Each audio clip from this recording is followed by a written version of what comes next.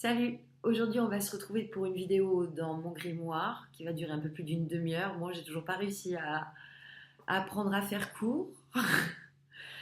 Écoute, comme elle est déjà longue, je te dis juste qu'on va parler des cycles et des étapes qui constituent notre vie pour réussir à se placer là où on en est et savoir peut-être ce qui nous attend. On y va. Alors, les différents cycles de la vie, en fait, comment est-ce qu'on pourrait les décomposer? Écoute, d'une manière très simple, en regardant finalement d'où on vient, c'est-à-dire en allant porter une analogie avec le cycle normal de la nature et le cycle normal de la vie.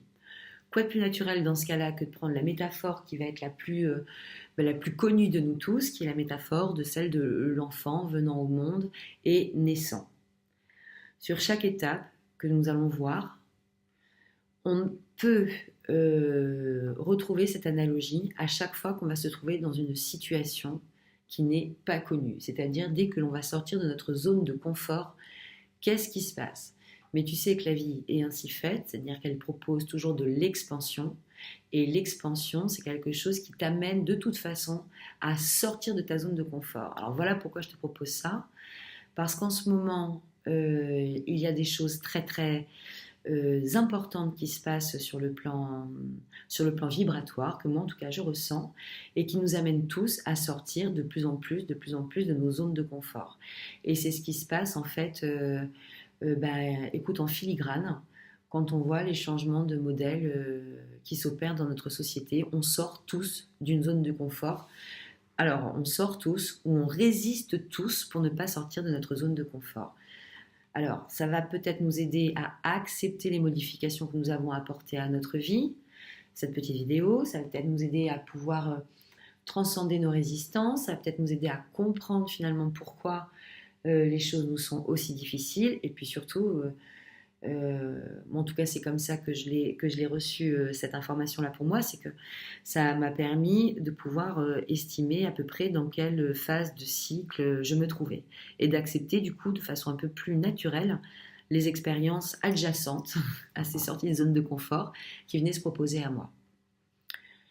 Je te rappelle que dans mon champ lexical, je considère que tout ce qui est à l'intérieur est comme ce qui est à l'extérieur et que l'infiniment petit est similaire à l'infiniment grand. Alchimiste, si tu m'entends. Alors, comment ça se passe? Je vais faire une astuce. Regarde, au démarrage. Alors même comme ça, au démarrage. Au démarrage de notre vie, on est vraiment dans ce que l'on va appeler l'exécution de notre mode survie. Pourquoi? Parce qu'on est dépendant de tout le registre en fait de nos tuteurs qui sont déjà adaptés à l'environnement dans lequel on se présente. Ok? Cette nouvelle situation, c'est la situation de la vie tout simplement pour le nouveau-né. C'est aussi la situation de quelqu'un qui commence un nouveau travail. C'est aussi la situation de quelqu'un qui devient parent pour la première fois. C'est aussi la situation de quelqu'un qui s'installe en couple. C'est aussi la situation de quelqu'un qui déménage, que ce soit juste d'un logement à un autre ou d'une ville à une autre. D'accord? On passe tous dans un environnement que nous ne connaissons pas, que nous avons besoin de nous approprier et pour lesquels nous sommes dépendants de notre entourage. Alors, notre entourage va prendre plusieurs aspects. Quand on est nouveau-né, eh bien évidemment, ça va être les tuteurs, les parents, les éducateurs qui vont venir participer auprès du bébé à sa survie. Donc, ils vont subvenir à ses besoins. Quand tu vas changer de ville, tu vas être dépendant finalement de la bonne signalétique de la ville pour pouvoir te repérer, du bon vouloir de ton voisinage pour te renseigner si tu en éprouves le besoin. Tu vas être dépendant dans ton nouveau travail de la bienveillance de tes nouveaux collègues et de leur bonne volonté de bien vouloir te montrer comment on s'y prend. Comme à l'école, dans un nouvel apprentissage, tu vas être aussi confronté à la rencontre avec des professeurs et qu'on te souhaite aussi bienveillant et correctement accompagnant. Cette phase de survie, cette phase d'adaptation, en fait, tu n'es pas en liberté d'exercer ton libre arbitre. Et donc, entends bien ce qu'on parle aussi du coup au niveau des enfants. Parce que tu es directement dépendant des adultes maîtrisant l'environnement dans lequel tu te présentes pour pouvoir survivre. Alors, tes possibilités de questionnement, elles peuvent vite se retourner contre toi. C'est-à-dire que tu ne peux pas te demander indéfiniment si ce qui se passe dans ton entourage est bien ou pas, parce que de toute façon, si tu veux survivre, tu es obligé de le recevoir. Si on te donne une information fausse, tu n'as de toute façon pas le discernement à ce moment-là de ton chemin pour comprendre que l'information est fausse. Donc tu vas incrémenter potentiellement dans toute ton intégration à cet nouvel environnement des informations erronées, inexactes, obsolètes, mais tu vas tout intégrer sans filtre. De quoi il est question ici? Il est question de pouvoir faire et de pouvoir faire seul. Et dans ces notions de dépendance et de survie, la vie te pousse de toute façon, par ton cycle naturel de croissance, à être de moins en moins dépendant de ton environnement. C'est-à-dire que notre faculté d'adaptation est ici extrêmement sollicitée pour aller, comment dirais-je, s'intégrer dans un environnement. Alors on peut tout imaginer, on peut même imaginer, tu vois, une intégration d'une civilisation, d'une société, pardon, ou d'un peuple à un environnement ou à des modifications climatiques, enfin tout ce qui va être nouveau va être de ce registre-là. Et au bout d'un certain moment, si tu veux, l'intégration est OK. Il y a une forme de maîtrise de l'environnement, une forme d'intégration assez claire, des dangers. On a appris un certain nombre de choses et on va pouvoir commencer à passer dans une phase où on va un petit peu s'autonomiser. Alors, cette phase-là, et toutes les phases dont je vais te parler juste après, durent un temps indéfini. C'est-à-dire que ça dépend complètement de postulat de départ et peut-être, pourquoi pas, je n'en sais rien du tout, de capacité de départ, mais dans le terme de capacité de départ, je vais parler d'une notion de qu'est-ce que l'on porte comme énergie en nous. Donc tu vois, on va voir chez le bébé à qui on peut reconnaître une personnalité quand même dès les premières heures de la vie, ça se voit, ça se ressent. On part avec une capacité de départ issue de la grossesse, issue de l'histoire familiale, etc., etc., et qui vont aussi venir jouer leur rôle ici dans nos capacités d'intégration. Et je te prends un exemple, hein, tout bête, mais qui en même temps est plein de bon sens et s'expliquera certainement un jour quand on aura des moyens scientifiques d'aller décoder les ADN de façon plus fine encore que ce que l'on fait aujourd'hui, d'aller taper dans le transgénérationnel grâce à ça. Mais tu as certainement beaucoup plus de chances de pouvoir t'adapter à un nouvel environnement si tu es issu d'une descendance nomade, si ta famille et tes ancêtres ont été habitués à être dans le mouvement, soit parce que c'est un mode de fonctionnement comme les berbères, comme les tziganes, et qui est ancestralement contenu en toi, soit aussi parce que tu as des expériences de tes ancêtres qui ont été amenés à bouger dans des mouvements, pourquoi pas des mouvements migratoires d'un endroit à un autre, ou des mouvements plus concentrés autour d'une même zone. Mais enfin, le mouvement préconnu en tout cas par les générations différentes va certainement te donner d'autres capacités d'adaptation que la personne pour qui les ancêtres ont évolué dans une sédentarité très marquée depuis plusieurs générations. C'est une hypothèse, entendons-nous bien. Qu'est-ce qui se passe dans cette phase-là? En fait, on active surtout notre côté yang, donc c'est notre côté cerveau gauche, notre côté rationnel, notre côté intellectuel et pragmatique, celui qui nous permet d'aller discriminer ce qui est bon pour nous, pas bon pour nous, enfin bon pour notre survie, ou pas bon pour notre survie, et qui va commencer à nous donner une forme de canevas, une forme de trame sur laquelle on inclut les bases, les codes de ce nouvel environnement. On apprend à faire, et on apprend à faire en étant dans l'imitation. On est vraiment sur le parcours du petit enfant si on regarde comment ça se déroule aussi dans nos acquisitions. Si j'apprends mon métier, je vais d'abord imiter mon tuteur. C'est comme ça que ça se passe. Il me faut un modèle, je vais me trouver un modèle et je vais imiter mon modèle avant de construire moi-même mon propre modèle, ce que nous allons voir après.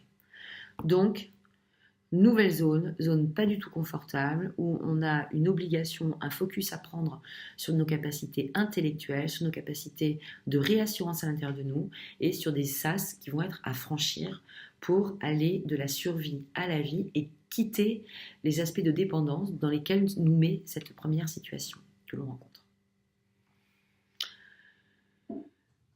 Au fur et à mesure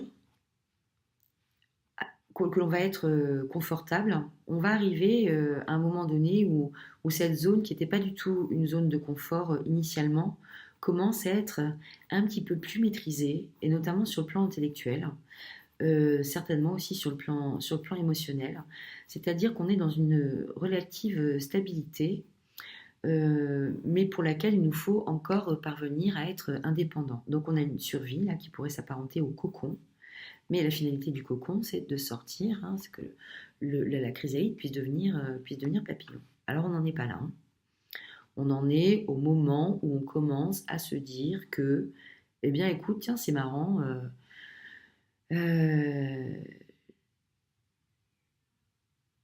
je vois que mes collègues font tous comme ça. Pourquoi est-ce qu'on fait comme ça?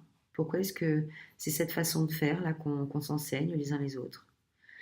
Je vois, je comprends, je me rends compte au décours de mon expérience que, par exemple, chez moi, à table, on sert le melon en entrée et chez d'autres, on le sert en dessert, mais il y a des choses différentes qui existent que de celles que j'ai intégrées ici. Ah, et puis là, tiens, on m'avait toujours dit que finalement, les produits laitiers, c'était bon pour la santé, et puis moi, je me rends compte que finalement, c'est quelque chose... depuis que j'en mange plus, depuis que je suis plus chez mes parents, je me rends compte que je suis assez... je suis mieux depuis que je mange plus de produits laitiers. Ah, puis tu vois, là, je me rends compte, c'est pareil, on m'a toujours dit que ça, j'étais pas capable de le faire. Et puis finalement, si de temps en temps, si je suis honnête, je me rends compte que ça fonctionne. Donc on a comme ça des espèces de formes de poussée d'indépendance, avec des espèces de révélations un petit peu étranges, comme des formes de déclic, où on se dit, mais on peut être étonné parce qu'on va être tout d'un coup créatif dans cet espace, là où on ne créait pas, on faisait qu'imiter. On va se révéler créatif dans notre mode de pensée.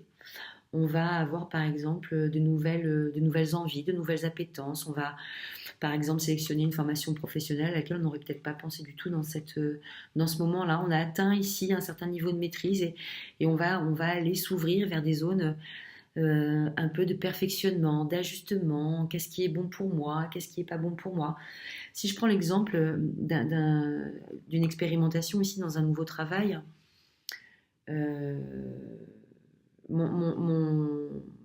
ma principale prise de conscience quand je vais sortir de cette phase-là, par exemple, ça va être que la manutention dans mon travail, telle que je l'ai faite, de la manière dont on l'a apprise là, finalement, est peut-être pas très bonne pour moi. Et je vais me proposer ici ma juste façon de manutentionner des objets lourds, tu m'auras suivi, des objets lourds dans mon travail, qui ne va pas correspondre au code de base que j'ai appris ici. Alors ça peut correspondre sur des principes, mais ça ne va pas du tout se ressembler à la fin. Mais l'idée est la même, c'est-à-dire que si on t'apprend ça comme ça, c'est pour éviter que tu te fasses mal, mais dans le temps, tu vas te rendre compte que la méthode qui marche bien pour Jean-Paul, c'est pas celle qui va marcher pour toi. Et tu vas commencer à vouloir jouer tes justes notes. Tu es dans une semi-autonomie à ce moment-là, c'est-à-dire que tu fais... pardon, des fois je vais te le redresser un petit peu. Tu fais des essais-erreurs en fait, et tu vas chercher tes justes vibes. Alors si, par exemple, je reprends ma métaphore sur la manutention, tu reproduis ici encore un petit peu ton schéma manutentionnaire appris par tes pairs, et puis tu vas faire un essai, il va pas être bon pour toi non plus, alors tu vas revenir sur le schéma qui est appris par tes pairs.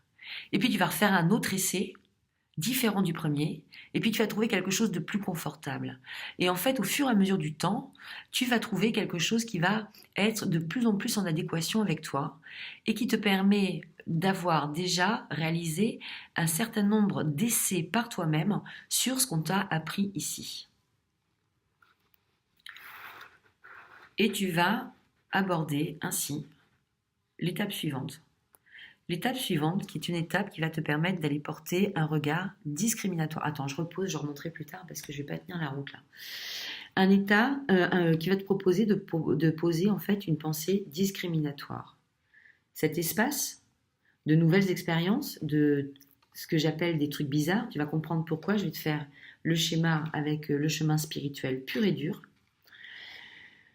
Tes essais-erreurs, là, tu en as distingué certains qui étaient constructifs et intéressants, et donc tu faisais un tri, tu faisais un choix de garder cette mémoire-là comme étant bonne pour toi, et tu as fait le choix de garder d'autres mémoires comme étant peut-être inexactes ou erronées à ce moment précis pour toi. Alors, là aussi, c'est un mouvement qui peut être lent, tu vois, c'est comme le sas en fait, hein, c'est passer, oui alors le mot sas, pardon, je l'emploie avec le sens du tamis. Quand tu passes du sable au tamis ou de la farine au tamis, tu es sur un mouvement lent. Au début, tu ne vois pas les scories, d'accord? C'est au bout de la répétition de ce mouvement de tri. Observe, hein, c'est-à-dire qu'il y a un vrai balancier, un pour, contre, pour, contre, pour, contre. Dans ta tête, c'est ça, pour, contre, pour, contre, pour, contre. C'est une phase qui est vraiment pas super confortable, c'est une phase qui est pleine de doutes, hein, où tu cherches entre, oui, mais alors si on m'a toujours dit que c'était comme ça, pourquoi est-ce que moi je serais plus malin que les autres? Donc tu as des gros jeux de résistance qui se mettent ici. Alors, à l'intérieur de toi, et puis ça va être aussi à l'extérieur de toi, selon comment tu choisis de vivre ton évolution. Par exemple, tu vas essuyer des critiques. Oui, mais pourquoi tu t'y prends comme ça? C'est pas comme ça qu'on t'a appris. Et on va essayer de te faire rentrer dans ce truc-là. Pour X, Y, Z raison, mais il faut que tu saches qu'il y a toujours autour de toi un événement, quelque chose qui essaiera de te faire rentrer dans ce mode de survie. Pourquoi? Parce que on n'a pas encore intégré que on n'était déjà plus le même qu'à ce moment-là. C'est-à-dire que si on a des évolutions très rapides, quand on arrive ici, on se vit encore comme un bébé. Et on a peur que maman ne nous apporte pas notre biberon au moment où on aura faim. On a juste oublié qu'on était capable de servir d'un micro-ondes, de se faire un petit thé tout seul, voilà, qu'on était grand maintenant. Mais la peur est toujours une espèce de peur de l'enfant intérieur qui va venir nous faire des jeux de résistance comme ça, mais qui sont vraiment, vraiment, vraiment très, très, très, très, très désagréables. Et ce mouvement de résistance très désagréable à l'intérieur de soi, donc c'est j'y vais pas, j'y vais pas, oui mais j'ai peur de ci, et on se raconte des histoires, et alors là c'est bon. Là ça aussi ça peut durer très très longtemps, et notamment c'est des cycles qui peuvent se pousser dans le temps, plus on va avoir eu des éducations de base ici contraignantes. Quand on va être dans des métiers à forte rigidité, je pense à des métiers comme l'armée où on a des structures autoritaires fortes. Mais ça va être la même chose dans les familles, quand on va avoir des structures autoritaires fortes. Quand tu vas avoir ici des parents, des tuteurs, des enseignants qui ne sont pas, je parle d'enseignants dans le sens fondamental du terme, hein, je ne parle pas de l'éducation nationale, des enseignants de vie, je dis des enseignants qui vont eux-mêmes te transmettre leurs propres peurs. Alors bon, là évidemment, on mate tout le schéma transgénérationnel qui peut se disposer ici.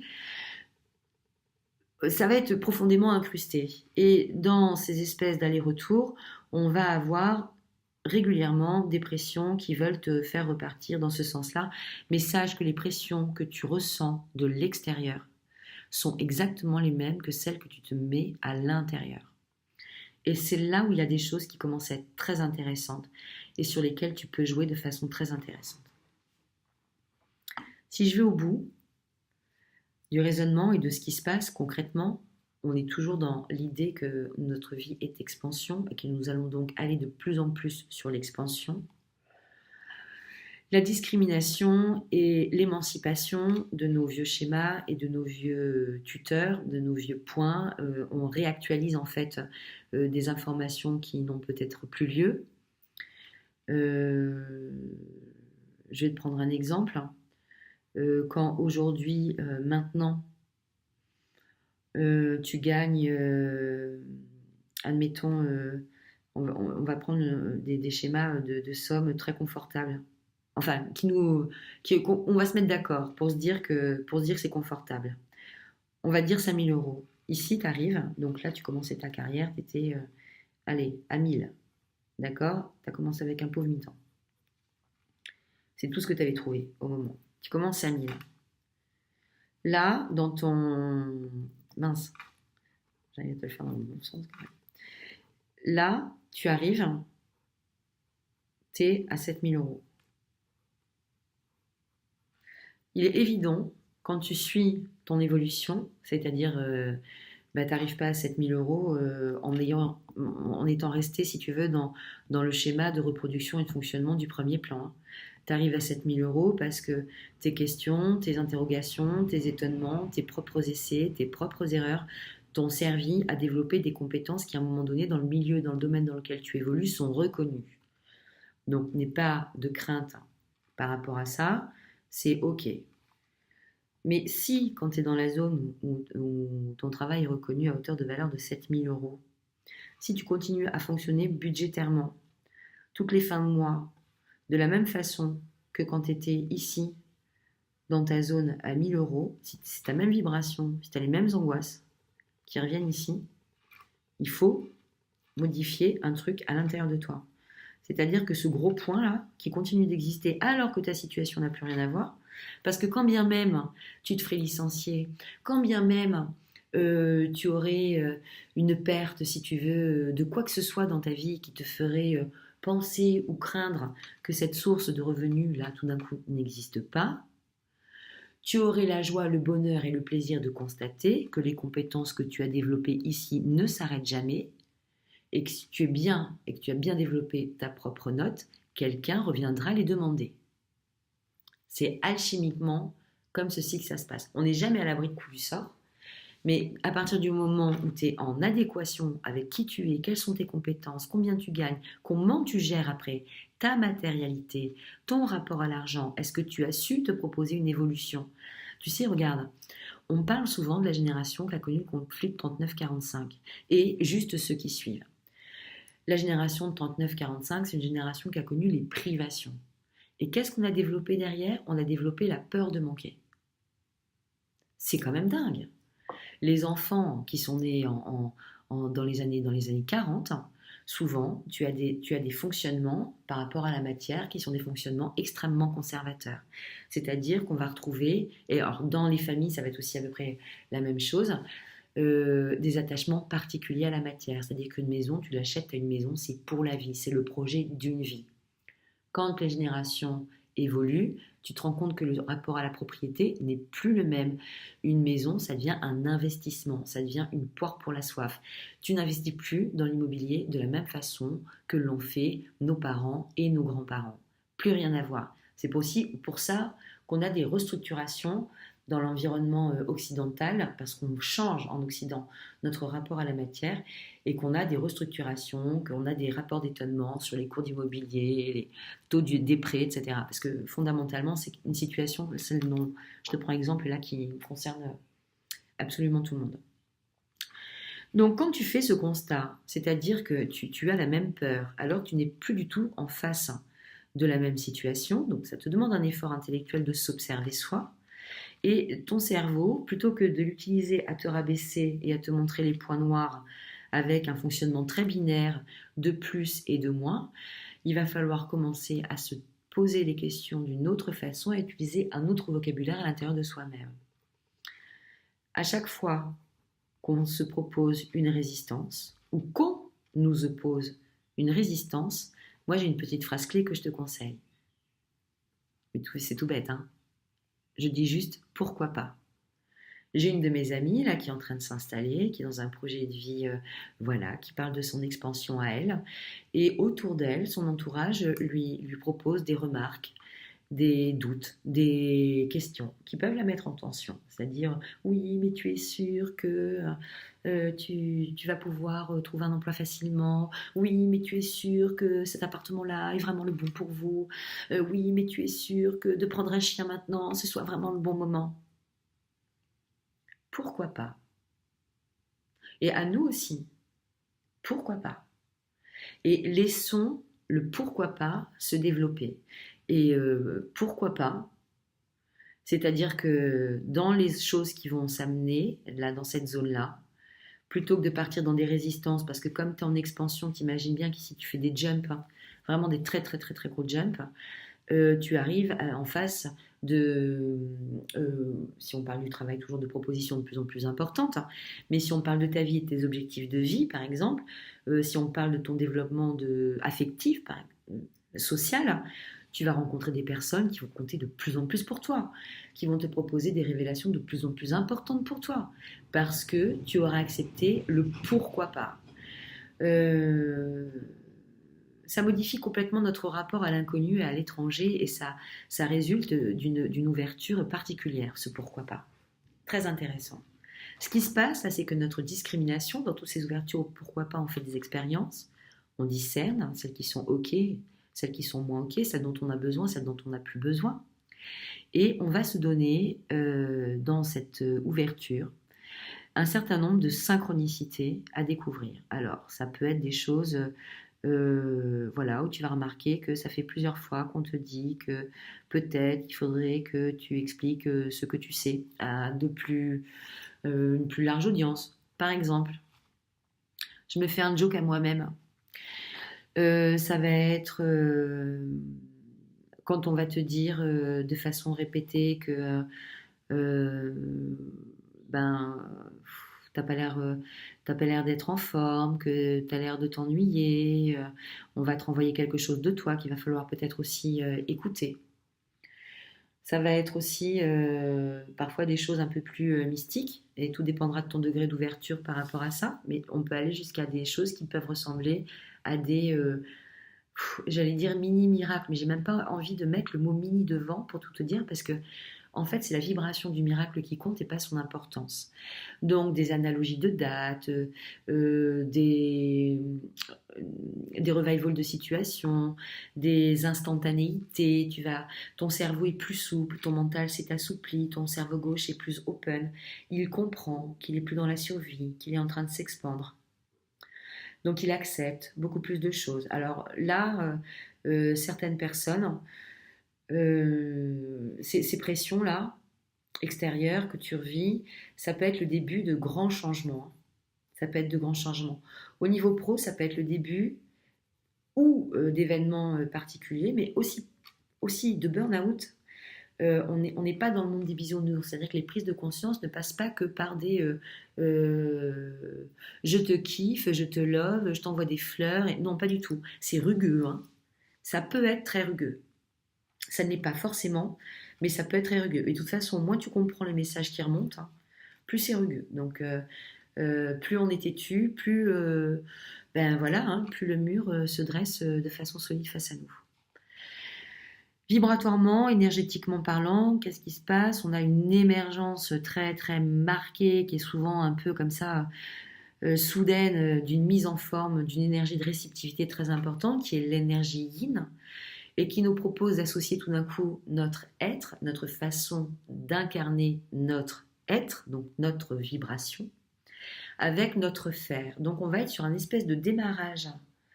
Alors c'est pas le démarrage à proprement parler de la démarche alchimique, mais en tout cas on arrive à un moment donné où le travail alchimique va commencer à se voir. Et là, tiens-toi bien, parce que si on peut commencer à deviner vers quelle forme là je vais atterrir, dans la matière, dans la 3 dimensions, sur ta table, vont commencer à arriver les plats que tu as commandés. Je m'explique? Ah, j'ai la mouche. Tu vas commencer, parce que j'ai dit que les plats arrivaient. Tu vas commencer à voir arriver les plats que tu as commandés. C'est-à-dire que tes rêves, tes ajustements, tes prises de position, tes convictions, tes renoncements, tes engagements commencent à porter leurs fruits. Et ça va se deviner de façon hyper touchy dans la matière. Alors attention, si on choisit de nourrir des choses en se disant ah non mais je veux pas faire ça parce que j'ai peur qu'il se passe ça, ou je veux pas faire de vidéo parce que j'ai peur qu'il se passe ça ou ça, ah ben je vais l'alimenter la peur, je la mets dedans.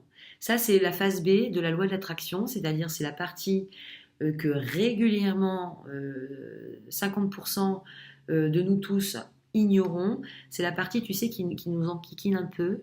C'est la partie qui nous fait comme un caillou dans la chaussure. C'est parce qu'on est encore dans une idée où ça va se passer comme quand on était en mode survie. C'est maman, j'ai faim, maman arrive. Je pleure, ça vient. Non, ça ne fonctionne plus comme ça. Tu as grandi. La plainte ne te rapporte rien d'autre que de recevoir d'autres plaintes et de te trouver à un moment donné avec les gens dans un concours de plaintes.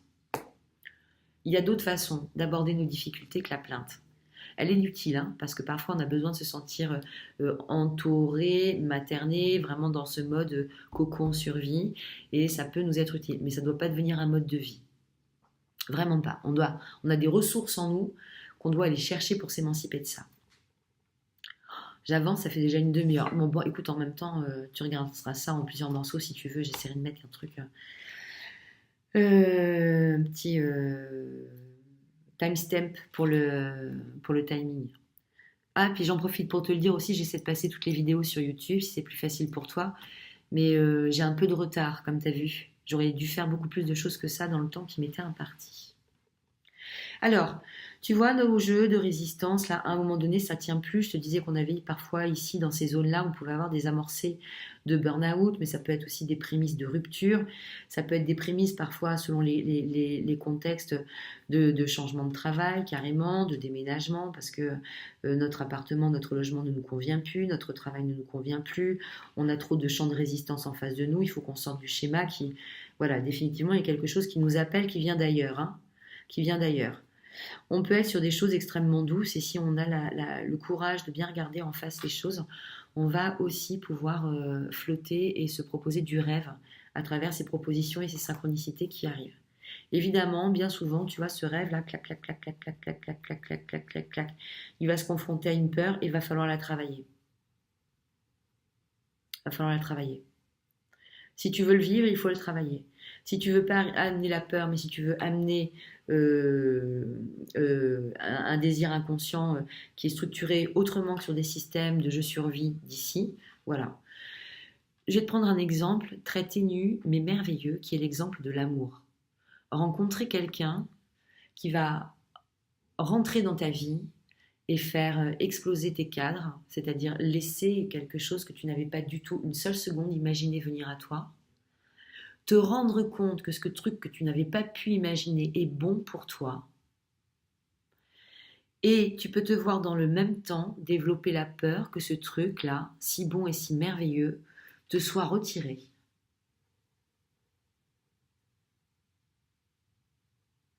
Et tu t'autoriseras jamais à le vivre. Parce que tu t'autoriseras que le fait que ça te soit retiré. Alors c'est une question de tout, hein. Dans le domaine de l'amour, ça fait partie des expériences qu'on construit au fur et à mesure de notre vie sentimentale et au fur et à mesure de nos expériences sentimentales. Mais la peur que ça s'arrête induit que ça s'arrête en fait. Si tu cultives la peur que ton mec te trompe, c'est clair.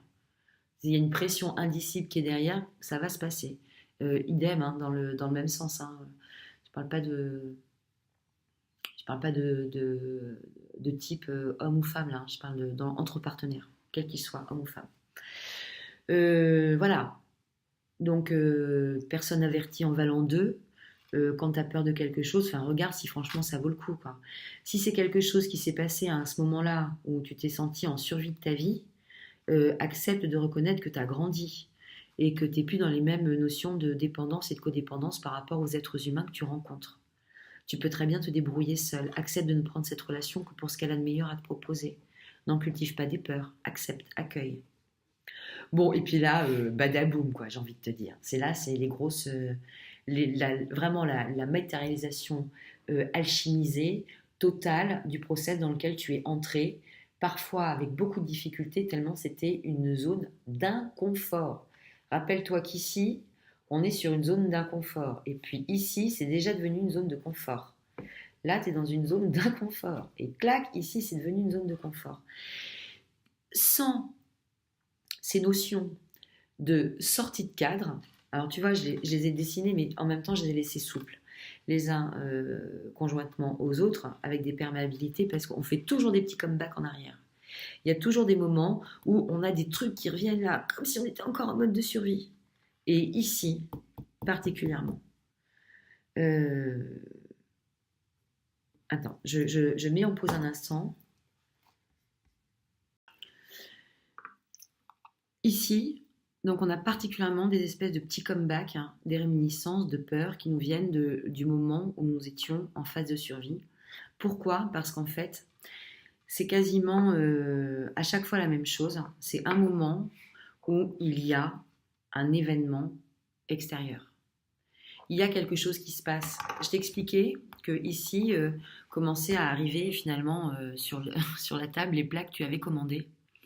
Et bon, bah, ici, tu as tout le menu, quoi. Alors, selon ce que tu as commandé, si tu as bien, c'est pas beau, ça.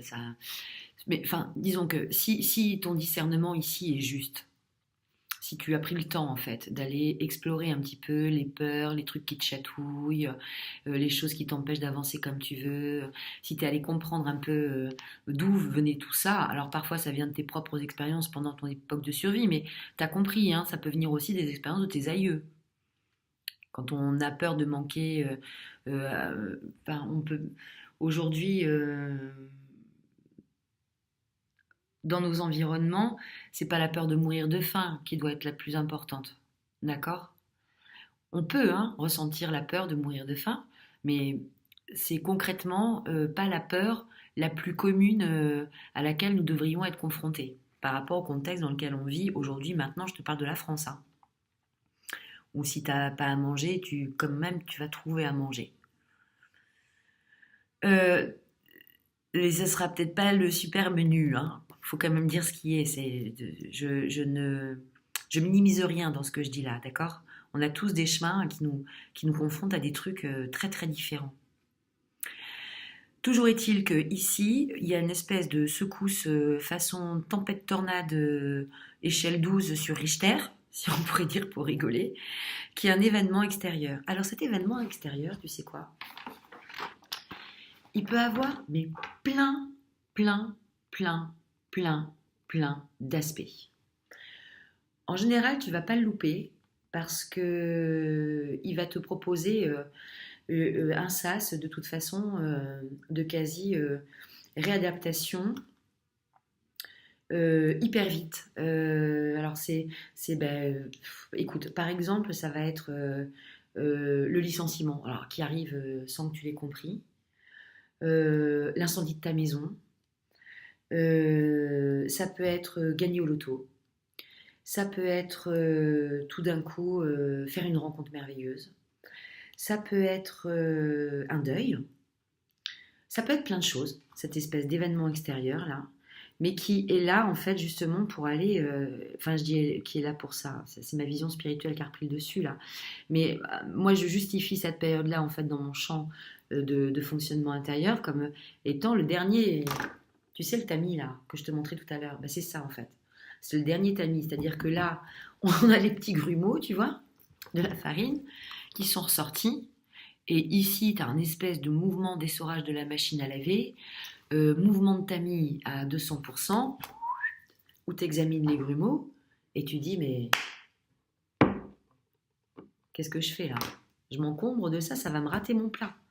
Si je laisse des grumeaux comme ça, dans ma pâte à crêpes, ça va me rater mon plat. Du coup, ce que j'ai commandé n'aura pas forcément l'allure, que ce que j'avais envie de manger, quoi. Ça y ressemblera peut-être, mais on n'y sera pas, quoi. On n'y sera pas. C'est pas ça que je veux. J'ai le droit de me souhaiter des crêpes sans grumeaux. Donc, mode essorage.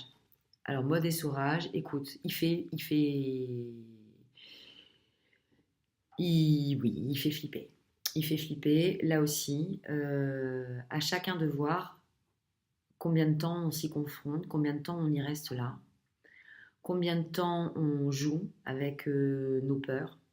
Parce que je te rappelle que quand même, à partir du moment où on est né, il y a un seul truc qui nous permet de se rendre compte qu'on existe, nous les êtres humains, c'est la notion du temps.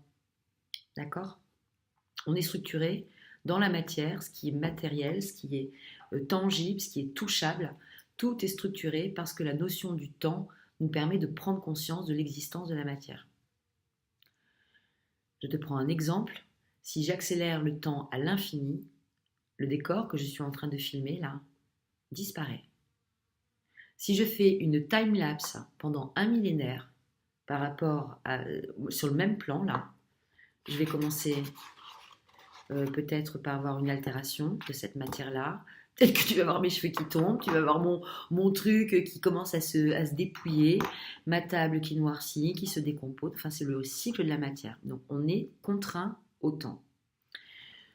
Plus on passe de temps ici, plus on retarde l'expérimentation de quelque chose qui nous propose de l'expansion. Donc ça, c'est la pression intérieure. De toute façon, que tu en aies conscience ou pas, elle est toujours là, cette pression. Mais il faut savoir d'où elle vient. Donc elle vient de cette pression du temps. C'est c'est saturnien, c'est l'aspect en astrologie saturnien du temps. C'est celui qui qui te plombe un petit peu, genre il va te dire Saturne, il a c'est une planète qui a cette capacité à nous dire bon ok, on fait quoi là? T'y vas mais t'y vas prudemment. Enfin vas-y mais réfléchis quoi. Prends ton temps, tu joues des choses importantes quoi. Saturne, il me colle un peu la pression, enfin en tout cas moi c'est vraiment l'effet qu'il me fait, il me colle la pression, m'engage à la réflexion et au fait de me servir du temps comme un allié et non pas comme un empêcheur de tourner en rond. Alors à partir de ce moment-là, quand j'ai ajusté moi mes propres notions de temps et que je suis à peu près au clair avec les dynamiques sur les enjeux qui m'opposent au temps, quelle que soit la situation, eh bien voilà, mon astuce à moi dans ces zones-là, c'est de me créer des deadlines. Voilà.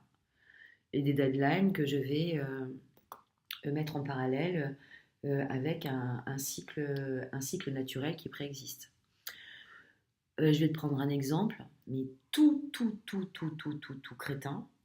On a tous une deadline par rapport à des réalisations professionnelles. Où on s'est tous dit, bah tiens, moi j'aimerais bien être propriétaire de ma maison à partir de 30 ans. Ou à partir de 25 ans, peu importe. Ou alors, tiens, bah moi je conçois qu'on puisse avoir, voilà, moi je me verrais bien avoir des enfants jusqu'à l'âge de 46 ans. Bon, je vais mettre le truc en parallèle. Ça va être mes deadlines.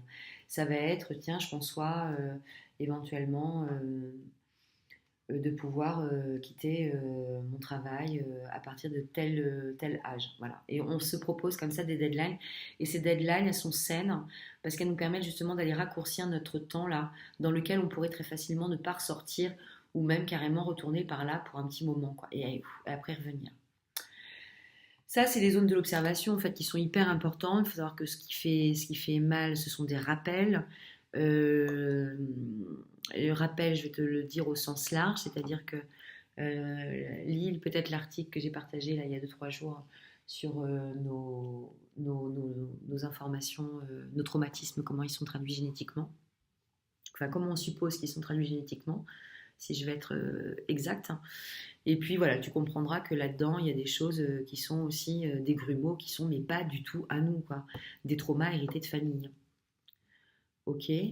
Si j'ai un ancêtre qui a été guillotiné et que ça n'a jamais été parlé, digéré, compris, entendu, admis, enfin tout ce que tu veux, enfin les deuils non faits, tu sais ces énergies qui flottent là, où on se contente de se dire qu'on verra plus jamais les gens et puis voilà, ils disparaissent et c'est tout, et on bloque comme ça des zones énergétiques, et bien ça a tendance à venir s'incruster là quoi. Bon, je te prends un exemple qui est un peu violent, hein, je m'en excuse, mais c'est le premier qui m'est venu. Et là, en fait, tu as obtenu la capacité à faire et à être dans la même intention, la même tonalité, avec ton cerveau gauche qui vient au service de ton cerveau droit et ton cerveau droit qui vient au service de ton cerveau gauche. Donc ton énergie masculine contenue en toi qui vient alchimiser ton énergie féminine contenue en toi, donc tes capacités de réceptivité et tes capacités d'action, et ainsi de suite pour tous les espaces que tu vas rencontrer. Donc ces événements extérieurs là peuvent te proposer tout d'un coup d'être dans un espace absolument complet. Bon, j'ai eu un bug, alors je reprends.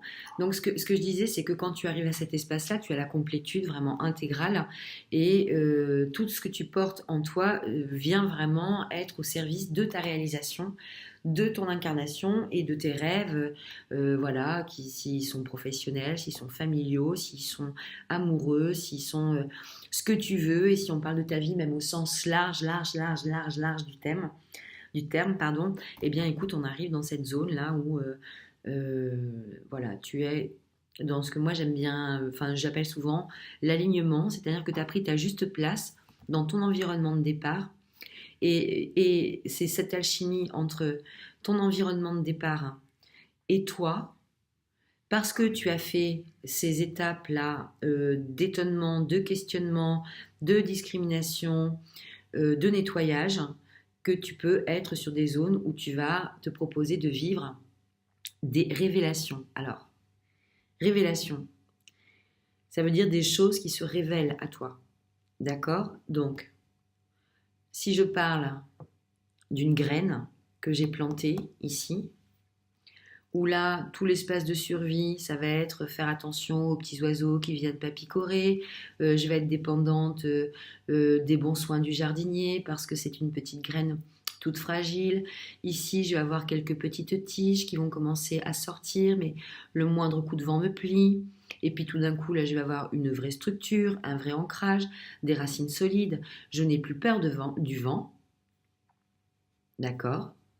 D'ailleurs, je te ferai remarquer que c'est souvent à ce moment-là que le vent arrive. Tu regarderas les cycles météorologiques, à quel moment sont les périodes de tempête par rapport à la croissance des végétaux sur la Terre. Et puis, donc, le vent arrive, d'accord, c'est la tempête, c'est le mouvement, c'est le mouvement extérieur qui vient de passer. Et là, tu es sur la révélation. Et donc là, c'est la révélation, bah écoute, c'est les fleurs, quoi.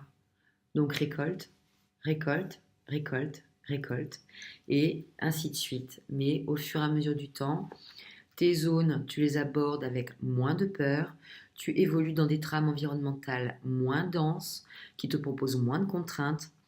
Tes étonnements sont plus ciblés, plus précis, plus présents. Il y a quelque chose qui est beaucoup plus simple en fait dans cet espace-là à gérer et à driver. Et ensuite, tout ce qui est de l'étape discriminatoire, là aussi tu t'appuies sur tes expériences antérieures et donc là ça se passe très bien pour toi. Tu es soumis au même tourbillon, mais si là tu es dans la machine à laver à 2000 tours par minute, ici ça sera plus qu'à 1400 ou 1600.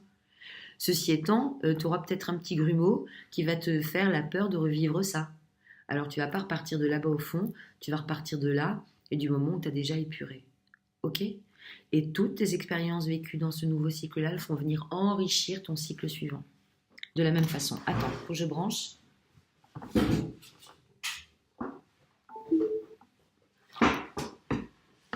Oups! Voilà ce que je pouvais te dire sur les élaborations des cycles. Alors je vais essayer de finaliser tout ça, de faire les petites croissances de mes végétaux derrière, de faire un petit peu tout ce que voilà, tout ce qui serait bien esthétiquement pour que ça puisse te faire un support. J'ai mis ici l'idée que nous arrivions sur une nouvelle situation complète de base. Donc je te rappelle que ça fait écho sur les choses où tu vas rentrer dans des zones d'inconfort. Cette zone de confort, pardon, enfin, ouais, tu as une zone d'inconfort qui devient ensuite une zone de confort. Cette idée de zone de confort, je pense que je ferai peut-être un petit article là-dessus. En fait, on se trompe parce que les mots ne sont pas ce que l'on entend. D'accord? Donc, je ferai peut-être un petit mot en dessous de ça pour expliquer particulièrement ce que sont les zones de confort. Je ne suis pas plus long, je vais te dire, tu sais pourquoi? Je te remercie d'avoir suivi cette vidéo. J'espère que ça t'aura éclairé. Ou pas. Mais en tout cas, je te remercie et je t'embrasse.